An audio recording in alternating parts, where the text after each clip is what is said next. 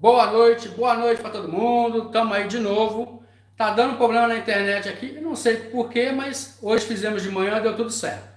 A live de ontem, gente, a gente falou sobre confeccionar os pães modelados não é coisa do outro mundo. Conversamos muito sobre esse assunto, falamos sobre vários assuntos determinando esse termo de pães modelados e hoje a gente vai fazer uma live falando de uma coisa especial mesmo que a gente usa para fazer os pães modelados, que nada mais é do que os fermentos.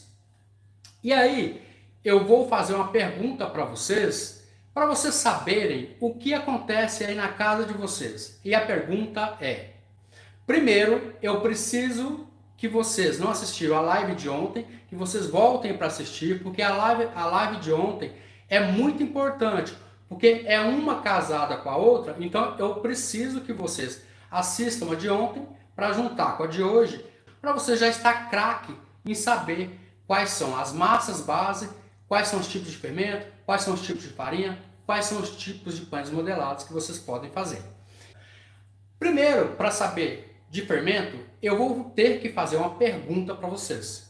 Quais são os tipos de fermento que você conhece?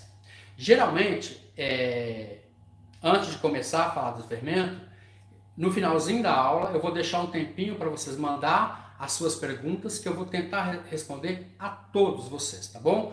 Se não der para a gente responder hoje, a gente responde amanhã. Mas então, e eu vou pedir para vocês fazerem as perguntas justamente dessa aula, que a gente vai falar sobre os fermentos, tá bom? Os fermentos que a gente conhece são 4 ou 5, dependendo da casa que você está.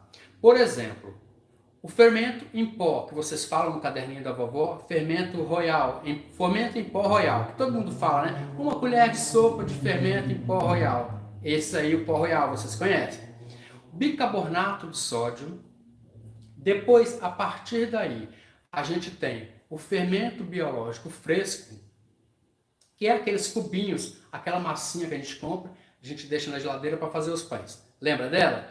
A gente tem o fermento biológico seco e depois a gente tem o fermento natural levain, que que é tão chamado fermento natural, e um que eu gosto mais, que a gente já faz aqui, que é qual que a gente faz aqui que vocês devem saber, que é o fermento de Cristo. Esse é o ideal para a gente fazer aqui.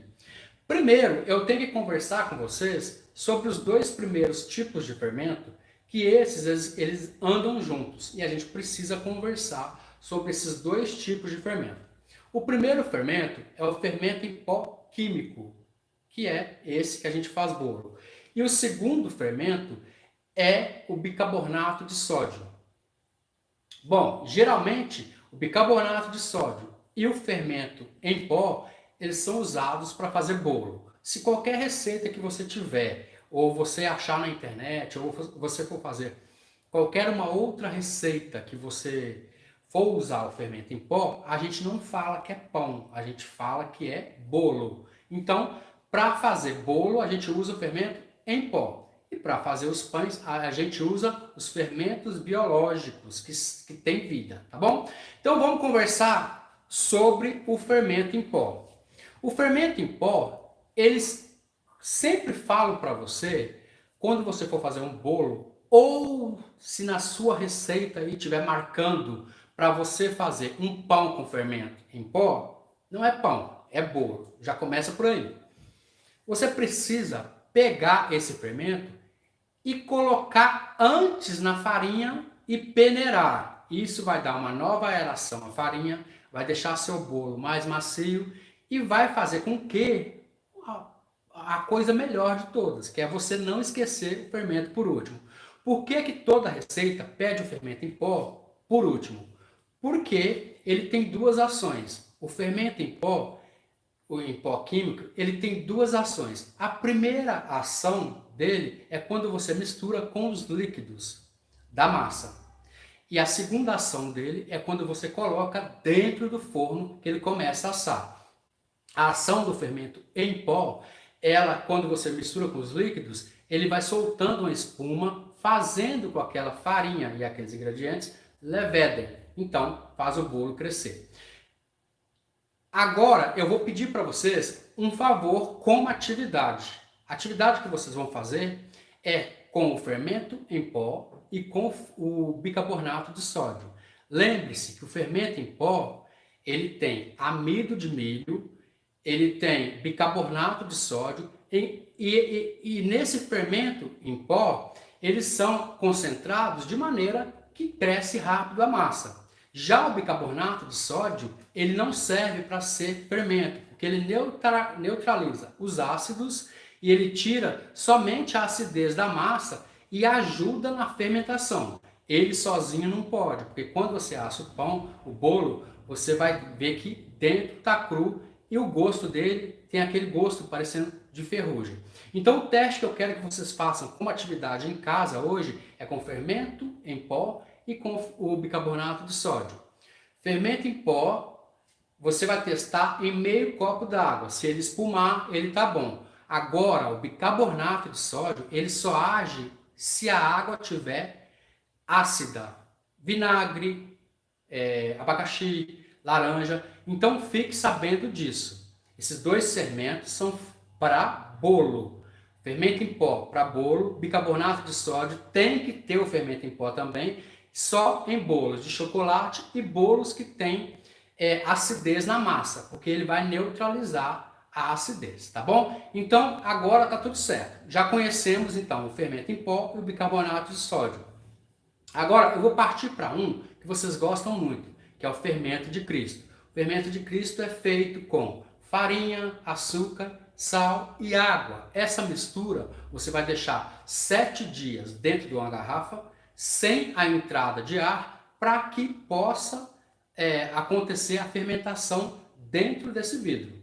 Então, aqui nesse caso, gente, quando a gente fala de fermento, a gente não pode usar nem alumínio e a gente também não pode usar ferro, alumínio ou aço, porque o fermento biológico é diferente do fermento em pó, porque o fermento biológico, como o próprio nome diz, é um fermento vivo.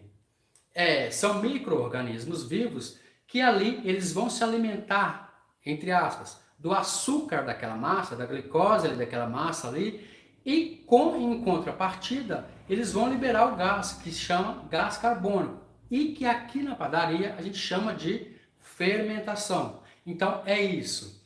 O fermento biológico fresco e o fermento biológico seco, eles têm duas peculiaridades. O fermento biológico seco, ele precisa, pelo amor de Deus, ser misturado na farinha antes de qualquer coisa. Qualquer coisa que você for fazer com fermento biológico seco tem que ser misturado na farinha. Muitos vídeos, muitas receitas, a gente vê esse fermento sendo misturado no líquido, sendo misturado no leite. Gente, não façam isso, porque 99% dos erros estão aí. Aí você vai falar, nossa, mas como que eu consegui fazer o pão, que o pão não cresceu e o fermento biológico seco? Aí vocês vêm para mim e falam que vocês não conseguem usar o fermento biológico seco, que o fermento biológico seco não presta, que o fermento biológico seco é ruim. Então, não é nada disso. É que o fermento biológico seco precisa ser misturado antes na farinha, porque senão não dá nada certo. A primeira diferença que eu tenho para falar para vocês do fermento biológico fresco e do fermento biológico seco é que o fermento biológico fresco ele é mais fraco do que o fermento biológico seco. 10 gramas do fermento biológico seco equivale a 30 gramas, 2 cubinhos, daquele fermento biológico fresco. A pergunta que vem a mim sempre é a seguinte: fiz os pães com fermento e o pão não cresceu, o que eu faço? Jogo fora, coloco outro fermento, o que eu faço na hora? Eu preciso saber o que eu faço.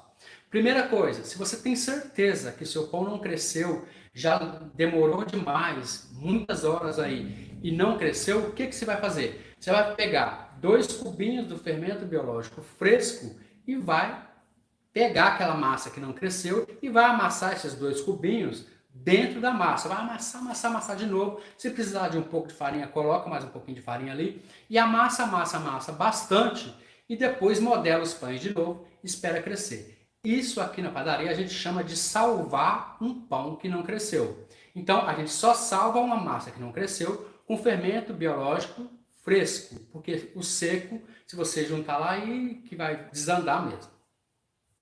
Os outros dois fermentos que a gente tem que conversar bastante sobre eles é o fermento biológico, desculpa. Antes de começar a falar sobre os dois últimos fermentos, o que eu tenho para dizer para vocês é que quando se trata de fermento, todos eles, biológicos, tá, gente? Eu estou falando de pão. Todos os fermentos, eles são naturais. Já começa por aí. Todo fermento biológico fresco, fermento biológico seco, fermento de Cristo, o fermento natural levain, todos eles são naturais. Por que são naturais? Porque todos eles possuem a mesma levedura que tem para levedar sua massa e deixar com que sua massa, eles se alimentam ali dentro daquele alimento do açúcar da massa, da glicose, e soltam, liberam dentro da massa o que a gente chama de fermentação, que é o gás carbônico que eles liberam ali dentro e faz o pão crescer.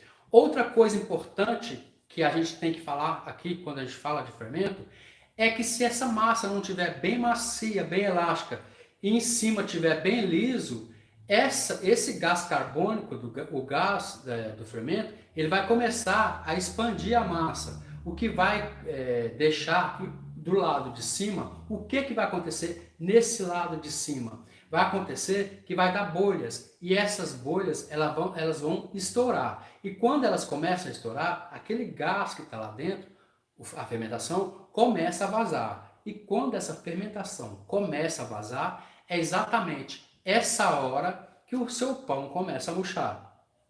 Existem casos também de pessoas que me mandam as mensagens que falam que na hora que fez a massa e deixou a massa crescer, a massa começou a murchar. É exatamente isso que acontece. Aquelas bolinhas estouram e quando essas bolinhas estouram, o pão começa a baixar.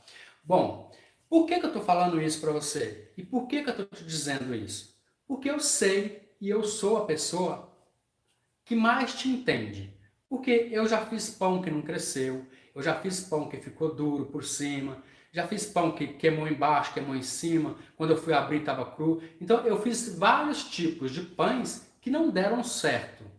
E é por isso que eu venho aqui agora, que se eu posso ajudar a vocês ou ajudar qualquer pessoa de alguma forma, o meu jeito que eu encontrei para ajudar foi esse, de fazer as minhas receitas de modo que eu consiga transmitir esse conhecimento por várias e várias pessoas que não conhecem e não sabem bem o que é uma reação do fermento, qual é a reação química do fermento tem dentro da massa, o que acontece. Geralmente a gente faz as massas e não está nem aí, a gente coloca o fermento biológico lá para atuar, coloca o pão para crescer, a gente não sabe por que não cresceu, a gente não sabe porque o pão murchou. Então eu venho aqui para trazer para vocês essas novidades, para vocês entenderem quais são os tipos de fermento e o que é ideal para a gente fazer com esses tipos de fermento que eu acabei de falar para vocês. Bom, sabendo disso e vocês aprendendo a fazer as massas que eu ensino aqui, vocês precisam entender uma coisa. Vocês precisam entender que qual tipo de fermento você vai usar. Você vai usar o fermento biológico fresco, que você tem que usar 30 gramas. Você vai usar na sua massa o fermento biológico seco, que você vai usar 10 gramas. Você vai usar o fermento de Cristo ou você vai usar o fermento natural levain. Você tem que decidir entre esses quatro, quais que vão ser que você vai usar. Bom, se você optar pelo fermento biológico fresco, você vai ter que usar 30 gramas e você pode fazer esponja também para andar mais rápido, para ser mais rápido o crescimento do seu pão. Se você usar o fermento biológico seco, também você vai entender que você vai conseguir fazer essas receitas assarem no momento que você quer. Já se você escolheu o fermento de Cristo e o fermento natural levain, aí já muda de conversa. E por que eu estou te dizendo isso? Eu vou te explicar o porquê muda totalmente a história. A primeira coisa que a gente tem que entender é que o fermento de Cristo ele leva 7 dias para ser feito, em média. E depois desses 7 dias que você faz esse fermento, você precisa renovar esse fermento. E como que eu renovo esse fermento? Eu faço um outro fermento de Cristo e coloco esse que já está forte, misturo os dois, divido a metade, guardo a metade e com a outra metade eu faço pão. Só que esse tempo de crescimento do fermento de Cristo, você pode entender como várias horas. Por exemplo, primeiro, você pode entender que você pode deixar essa massa crescer durante 4 horas, 8 horas, 12 horas ou 24 horas, que é de um dia para o outro, se você escolheu esse tipo de fermento. Agora, se você escolheu o fermento natural levain, o fermento natural levain, em média, que a gente faz aqui, ele leva 4 dias para ser feito. E ele é somente a farinha e a água mesmo. Então, ele vai começar a criar dentro dessa farinha e essa massinha de água que você fez, a começar a criar os micro-organismos vivos que daí vai começar a gerar, a se alimentar da glicose ali, daquela farinha misturada, e vai começar a borbulhar, a fermentar essa massinha sua. E essa massinha sua, cada dia você pega um pedacinho, renova de novo com o mesmo tanto de farinha e água e vai fazer o seu pão. Então, o fermento natural levain, ele pode ter a estrutura de um pouco mais de horas. Então a gente fica aqui com 4, 8, 12, 24 ou 36 horas. A gente pode fazer um pão de longa fermentação, que o fermento natural levain, ele aceita muito bem fazer isso, porque você pode colocar na geladeira e pode deixar. Então a minha pergunta para vocês hoje, sobre essa live que a gente está fazendo hoje, é de quais são os tipos de fermento que você conhece e quais os tipos de fermento que você gosta de usar. Quando eu escuto muitas coisas na internet, eu escuto e eu fico pensando. Muita gente fala, olha, o pão com fermento natural é bom porque não dá azia, não dá má digestão, não dá isso, não dá aquilo. Então, aí eu fico me perguntando, se o fermento biológico fresco ou o fermento biológico seco fosse tão ruim assim, eles não seriam vendidos, não é isso mesmo? Então, tem uma técnica bastante legal, eu quero que você saia daqui hoje com o pulo do gato para você entender quais são as técnicas de você fazer uma massa que não dá azia, não dá má digestão, não dá azia, má digestão, queimação. O que é que todo mundo fala que dá? Por exemplo, vamos fazer aqui um teste com vocês de uma massinha de 200 gramas de farinha de trigo. Eu vou pegar 200 gramas de farinha de trigo, vou pegar 10 gramas do fermento biológico seco e vou misturar bastante, até que essa massa, escreve isso, que isso vale ouro, escreve aí no seu caderninho de receitas, no caderninho da vovó, que isso aí vale ouro, hein, gente? Então, o que acontece é que quando você mistura esse fermento com essa farinha, você vai misturar até desaparecer, porque aí, quando você jogar água, o fermento já vai estar misturado com a farinha e não vai ter problema nenhum. Então, você vai pegar 200 gramas de farinha de trigo, mistura com 10 gramas de fermento biológico seco e depois, o mesmo tanto de farinha, você coloca de água morna. Morna quando você coloca aqui na pele, tá bom, gente? E aí você mistura 200 ml de água morna e mistura e faz aquela massinha de bolo, como eu já te ensinei. Bom, depois disso, aí você vai falar, bom, se eu fizer isso, a azia, má digestão e queimação vai continuar do mesmo jeito. Não, então vamos lá então. Depois que você faz isso, você coloca essa massinha para descansar até que ela dobre de volume. Mas dobrar mesmo, quando ela estiver bem grande mesmo, dobra de volume. Aí você me pergunta, bom, como que eu vou fazer então para tirar azia, má digestão da massa? Agora é o pulo do gato. Anota aí, porque essa aí eu guardei as 7 chaves para você fazer. Quando a massa estiver bem grande, você vai quebrar toda a química daquela massa. vai estar dobrado de volume, pega a colher de pau, não pode ser de metal, mistura, mistura, mistura até ela virar aquela mesma massinha que você começou. Quando você faz isso, o que acontece? O que você está fazendo com o fermento? Você está quebrando toda a ligação química do fermento com a farinha. Isso vai te trazer um pão sem cheiro de fermento, sem gosto de fermento, sem azia, sem má digestão e sem queimação. Quando você destrói toda a cadeia ali que está na fermentação com aquela farinha, com aquela água, quando ela está grande, você dissolve de novo e vira massinha, você está quebrando todas as ligações químicas ali. E quando você quebra, você tira tudo isso que eu acabei de falar para você. E a partir daí, você começa a fazer a sua massa de pão que você já tem aí na receita, a receita que você faz aí. Aí você começa a fazer a sua... Então, quando...